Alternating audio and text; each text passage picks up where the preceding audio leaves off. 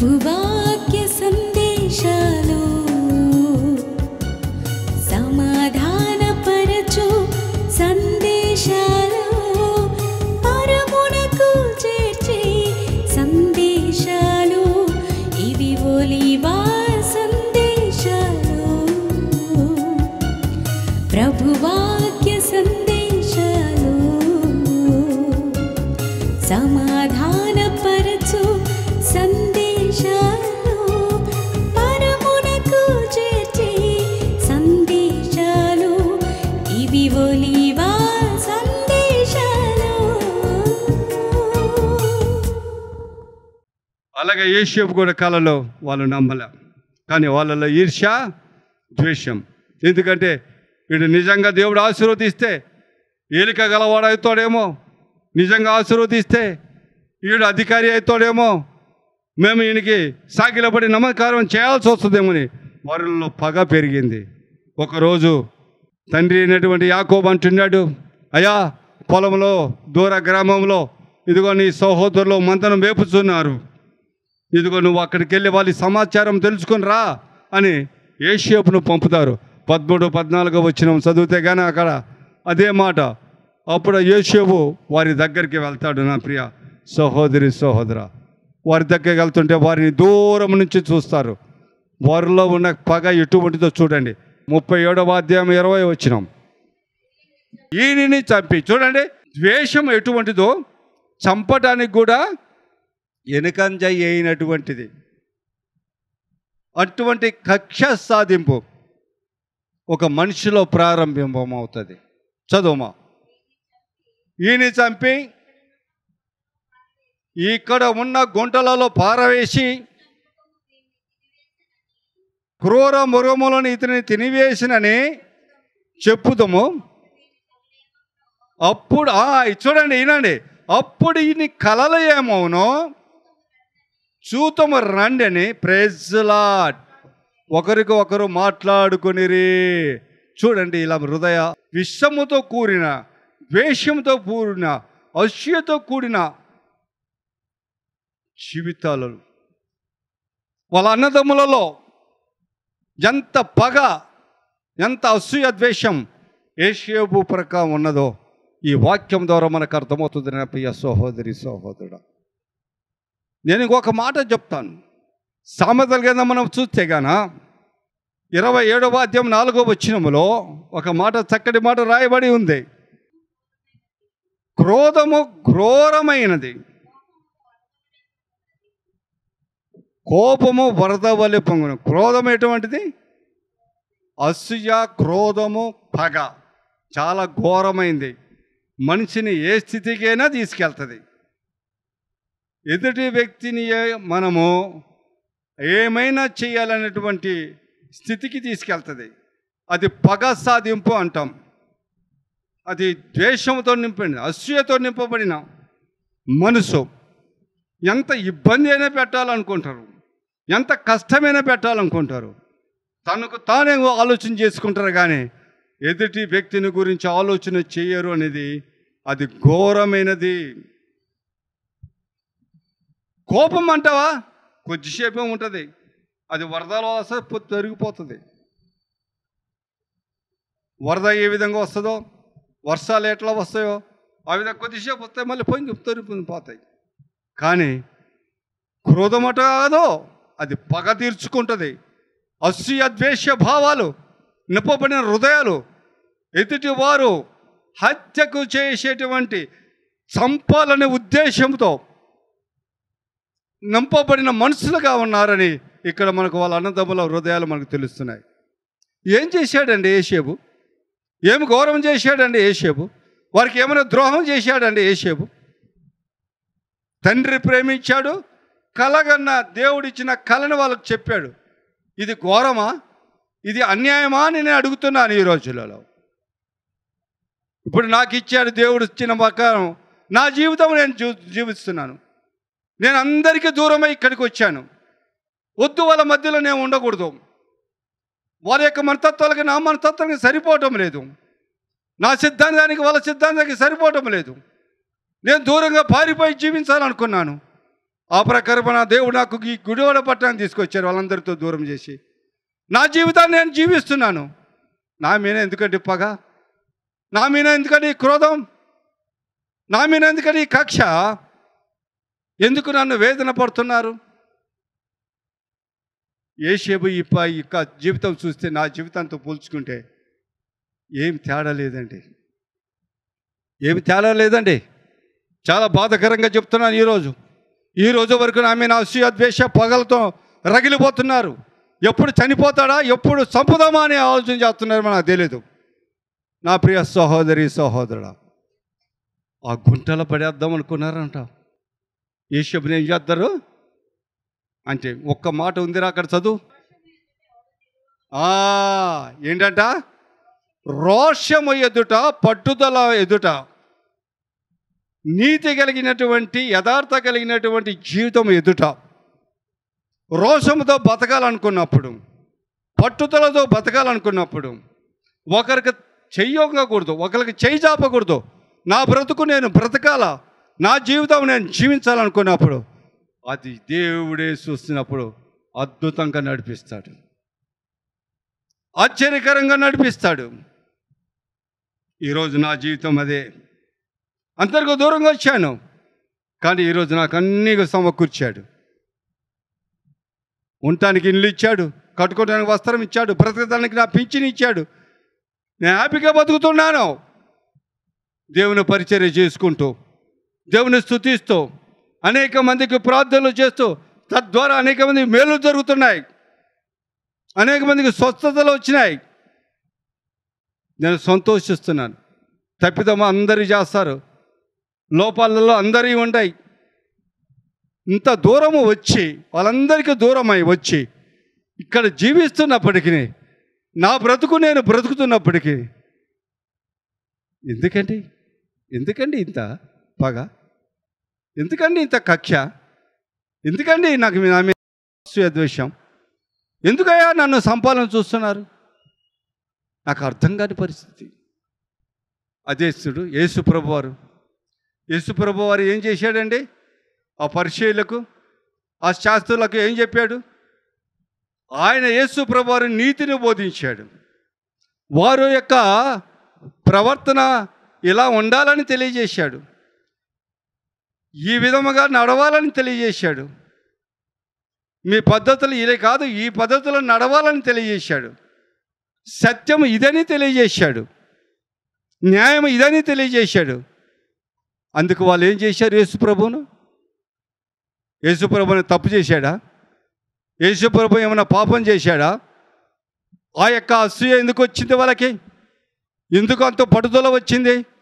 శిలువ మరణానికి అప్పచెప్పేంత దౌర్భాగ్య పరిస్థితి వాళ్ళలో ఎందుకు కలిగిందంటే కేవలము పగ, అసూయ, దేశం వాళ్ళలో.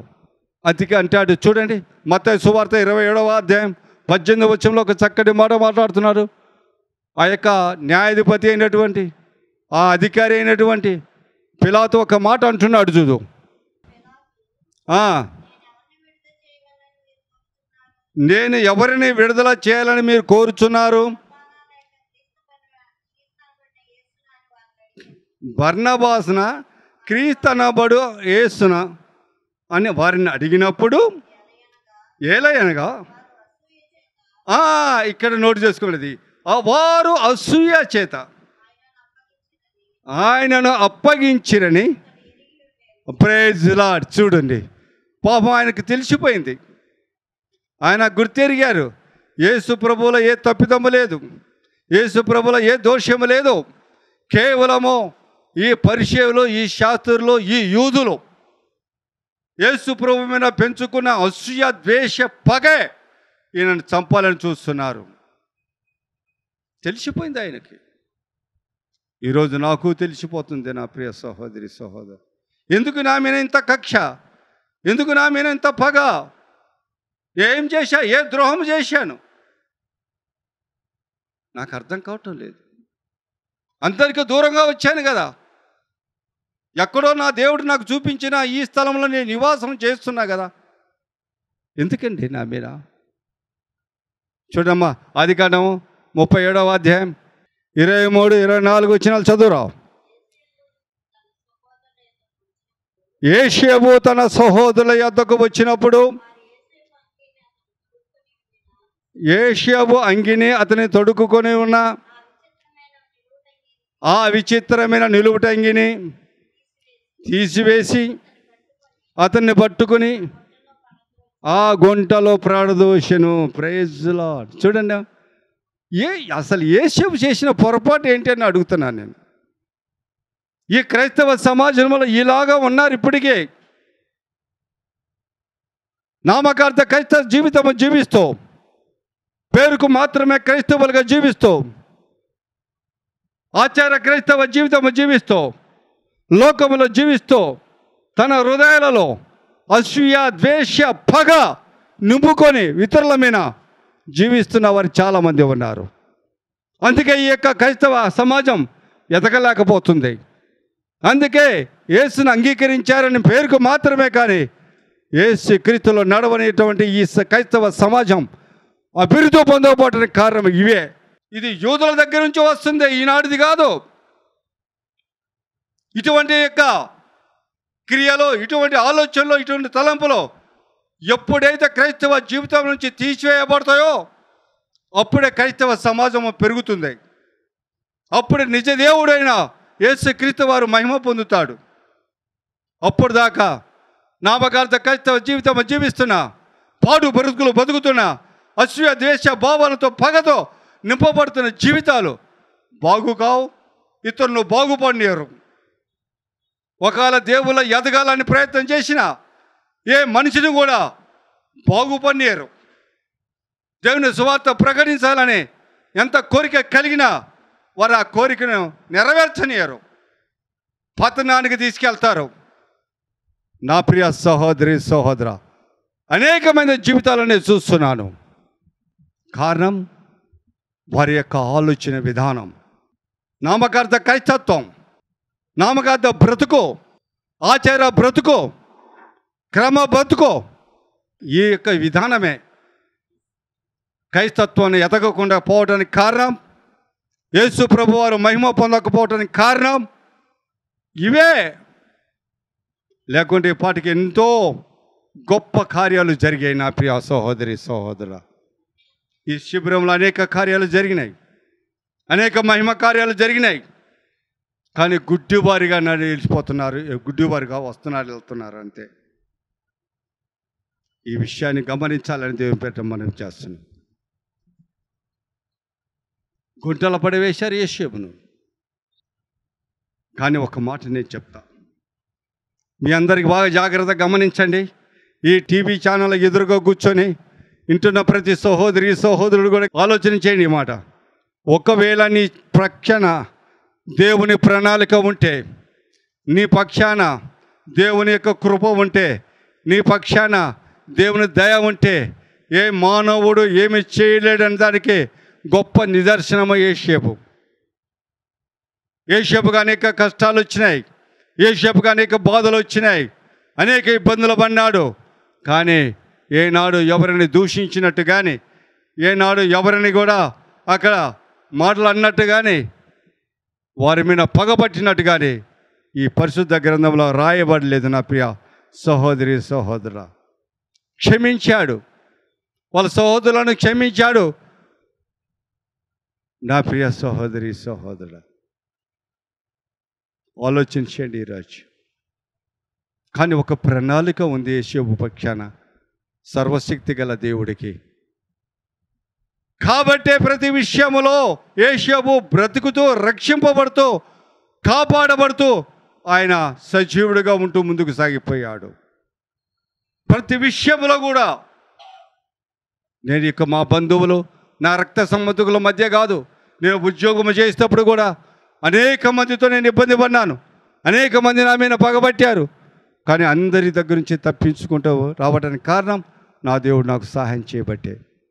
చివరి గడియలో ఇక నేను ఉద్యోగం చూపు లేని సమయంలో, నాకు నేను చదివి నాకు నేను రాయలేని సమయంలో ఇక ప్రయోజనం లేదు, రిజైన్ చేయాలనుకున్నాము.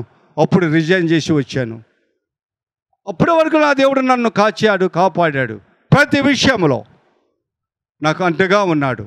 కానీ ఒక్క మాట అని చెప్తా, ఇందాక చదివారు కదా, రోషము కలిగి జీవించాను, ఎవరికి తలవగ్గల, ఏ లంచానికి తలవగ్గల, ఏ అధికారికి నేను తలవగ్గల, నా సాటి ఎవరికి కానీ ఉద్యోగస్తులకు నేను తలవగ్గల.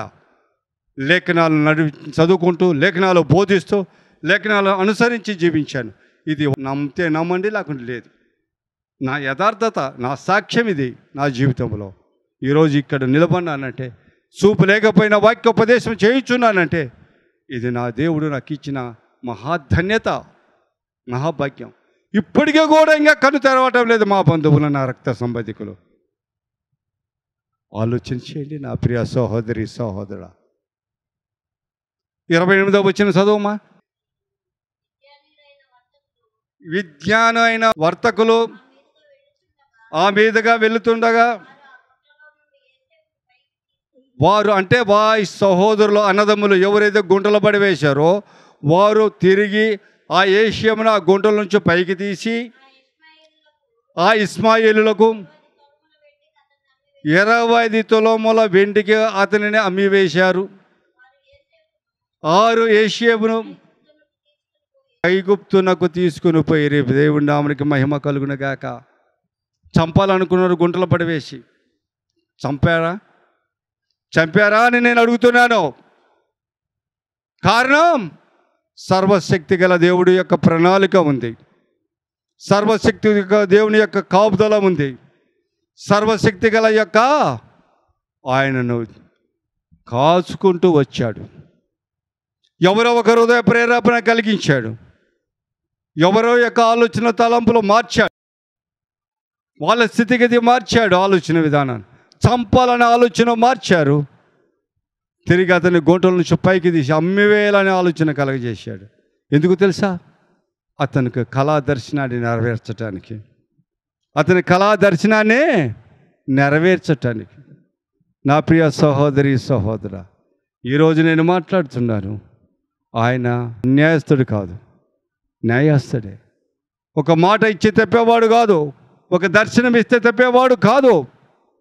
ఆయన సజీవుడైన దేవుడు, ఆత్మస్వరూపుడైన దేవుడు. ఈ మాట ఆలకిస్తున్న నా ప్రియ సహోదరి సహోదరుడా, జాగ్రత్త. ఇతరులపైన పగ కానీ అసూయ ద్వేష భావాలు పెంచుకొని ఎవరి మీద నువ్వు నాశనం కావద్దు, ఇతరులను పాడు చేసి నాశనం చేయొద్దు అని దేవుని పెట్ట మనం చేస్తున్నాం. ఐగుప్తుకు తీసుకెళ్ళి వెళ్ళిపోయారు ఆ వర్తకులు. అక్కడికి వెళ్ళి ఆ యొక్క ఫరో రాజు యొక్క ఉద్యోగస్తుడైనటువంటి ఆ యొక్క రక్షణ మంత్రి అయినటువంటి అమ్మేవేశాడు. అతనికి అమ్మేశారు, అతని ఇంట్లో ఉన్నాడు. చదవమా 39వ అధ్యాయం మొదటి నుంచి చదవమా, 4 వచనాలు. ఏషియాబును ఐగుప్తునకు తీసుకొని వచ్చినప్పుడు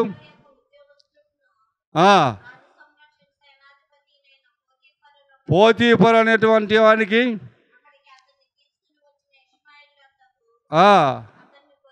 అతనిని కొనెను. ఇది మాట గుర్తుంచుకొని, యెహోవా యోసేపుకు తోడే ఉండెను గనుక అతను వర్ధిల్లుతూ ఐగుప్తుల్లో వర్ధిల్లుతున్నాడంట. ఎవరు? యజమానుత ఇంట్లో. Praise Lord. చదువు. యెహోవా అతనికి తోడై ఉన్నాడు అనియు అతని చేయుచున్నదంతయు అతని చేతిలో యెహోవా సఫలము చేసిననియు అతని యజమానుడు చూసినప్పుడు యోసేపు మీద కటాక్షము కలిగెను గనుక అతని దగ్గర పరిచర్య చేయువాడయ్యను. మరియు అతడు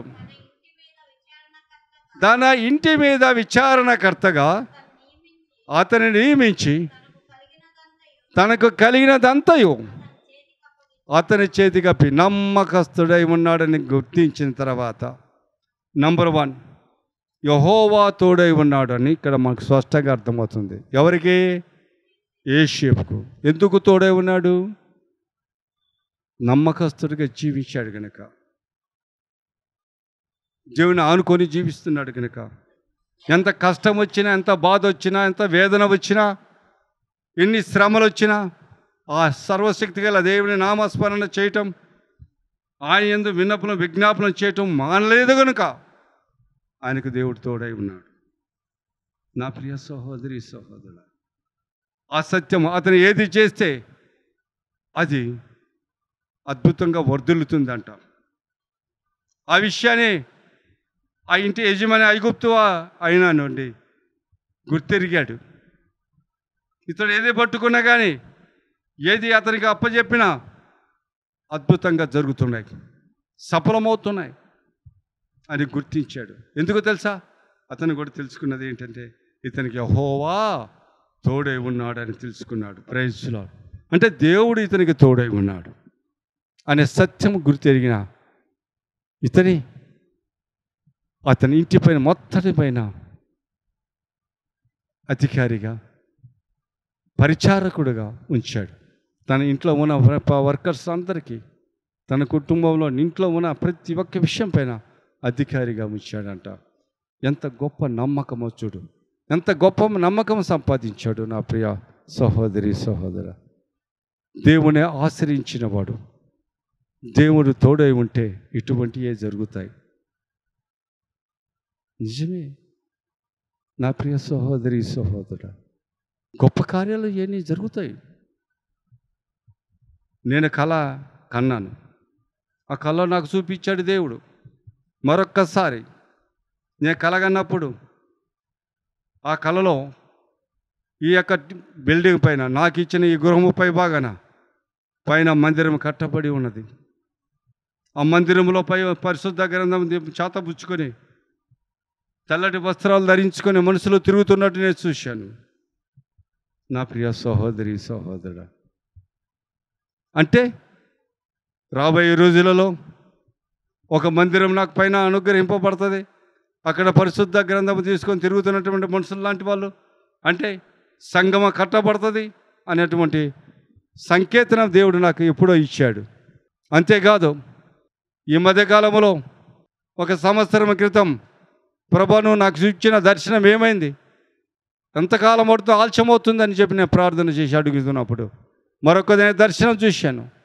నేను నా భార్య ఇద్దరం కూడా కింద ఉన్నాం నిల్చొని, ఆ పంపు దగ్గర పైకి పాత్రలో అందిస్తుందని చూశాం. అంటే అక్కడ పైన మనుషులు ఉన్నారని అర్థం, పరిచయం ఇస్తున్నానని అర్థం, సంఘం ఇస్తున్నానని అర్థం. ఈ కళలు నాకు దేవుడు కళల దర్శనాలు నాకు ఇచ్చినాయి, ఈ నెరవేర్చబడాలి.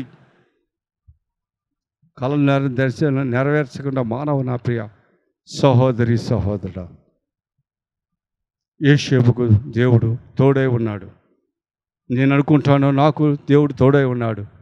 నన్ను కూడా విడవలేదు కనుక, నన్ను ఎడబాయలేదు కనుక నేను ఈ స్థితిలోని, ఈ సమయంలో, ఈ గడియలో ఎలా ఉంటున్నానంటే నా దేవుడు నాకు సహాయంగా ఉన్నాడు. అందుకే నేను అంటున్నాను, నా మీద అసూయ, నా మీద ద్వేషం, నా మీద పగ పెంచుకున్న వారులారా, ఇప్పటికైనా గ్రహించండి. ఒక గుడ్డివాని మీద ఎందుకింత పగ? ఒక గుడ్డివాని మీద తనకు తాను ఏ పని చేసుకోలేని, ఒంటరిగా ప్రయాణం చేయలేనటువంటి ఈ దౌర్భాగ్యుని పైన ఎందుకండి దేవుడు సహాయం ఉండి నడిపిస్తున్నాడు కదా? ఎందుకు మీకు అసూయ? ఎందుకు మీకు ద్వేషం? నేను ఇదే అడుగుతున్నాను ఈరోజు. నా మాట నీకు నచ్చదు, నా మాట కఠినంగా ఉంటుంది, నా పద్ధతులను కఠినంగా ఉంటాయి. మీ మార్గంలో నడవాలంటే నేను నడవలేను. ఎందుకంటే నా దేవునితో నేను మాట ఇచ్చాను, ఇల్లు కట్టించు ప్రభువా, నేను నీ యొక్క పరిచర్య చేస్తా, నీలో నడుస్తాను ప్రభు అన్నప్పుడు, నేను సువార్త ప్రకటించడామని దేవుడు నాకు చెప్పినప్పుడు ఆ సువార్త ప్రకటించడం ప్రారంభించాను. నేను బ్రతుకున్నంతకాలం సువార్త ప్రకటించాల్సిందే, ఆయనకి ఇచ్చిన మాట నెరవేర్చాల్సిందే. కాబట్టి నా మీద నువ్వు ఎంత ఒత్తిడి తెచ్చిన, మీరందరూ నా మీద ఎటువంటి ప్రభావం చూపినా, నేను దేవుని సువార్త వదిలేసి మీ అంట ప్రయాణం చేయలేను. నేను మీ అంట మీ మాటకు లోబడి నడవలేను. ఇది నా నిర్ణయము. నా మాటను ఎందుకు అర్థం చేసుకోవడం లేదు? నా ప్రణాళికలు ఎందుకు అర్థం చేసుకోవటం లేదు? దేవుని ప్రణాళికను నన్ను ఎందుకు బలవంతంగా ఇబ్బంది పడుతున్నారు? ఒక్కసారి ఆలోచన చేసుకోమని అడుగుచున్నాను. నేను మీకు ఫ్రీ ఇచ్చాను కదా, మీ ఇష్టమైన దగ్గరికి వెళ్ళొచ్చు, ఇష్టమైన దగ్గర రావచ్చు, ఎప్పుడైనా వెళ్ళొచ్చు, ఎప్పుడైనా రావచ్చు, ఎవరైనా అబ్జెక్షన్ పెట్టలేదు ఎక్కడికి. కానీ నా మాటలకు అడ్డు రాగాకండి, నా పనికి, దేవుని పనికి అడ్డు రాగాకండి. అదే కదా నేను కోరుకునేది. అందుకే కదా నా అన్నదమ్ములను, రక్త సంబంధికులను, బంధువులను వదిలేసి దూరంగా వచ్చింది. అందుకే కదా దేవుడు నన్ను దూరంగా తీసుకొచ్చాడు. అందుకే యోసేపును కూడా ఆ యొక్క తండ్రి దగ్గర నుంచి, అన్నదమ్ముల నుంచి, రక్త సంబంధాల దగ్గర నుంచి దూరంగా తీసుకెళ్ళాడు ఐగుప్తుకి. కారణం అతను ఆశీర్వదించాలని, అతని కళ నెరవేర్చాలని, ఆ కళ దర్శనం నెరవేర్చాలని కదా నన్ను కూడా ఈ గొడవడ పట్టుకు తీసుకొచ్చింది. నా ప్రభువు, నా రక్షకుడు, ఆయన పని చేయించుకోవాలని, నాకు ఇచ్చిన కళ దర్శనం నెరవేర్చాలని కదా. నన్ను ఎందుకు అర్థం చేసుకోరు? ప్రతి మాట అబద్ధమని, నిజము కాదని ఎందుకు నాతో వాదాపవాదాలు చేస్తారు నా జీవితంలో? నమ్మకపోతే నమ్మగాకో. నా ప్రియ సహోదరి సహోదరు, యోసేపు చరిత్ర చదివినప్పుడు నాకు బాగా దుఃఖపడుతుంది. ఎన్ని నీ చెప్పేది యథార్థమే, ఒక్కటి అబద్ధం కాదు. నా ప్రియ సహోదరి సహోదరు, యోసేపును దేవుడు దీవించాడు. యోసేపును దేవుడు దీవించాడు. ఆ కళ దర్శనం నెరవేరింది, నెరవేర్చబడుతుంది. ఒలీవా సందేశాలు, ప్రభువాక్య సందేశాలు, సమాధానపరచు సందేశాలు, పరమునకు చేర్చే సందేశాలు, ఇవి ఒలీవా సందేశాలు. ప్రభువా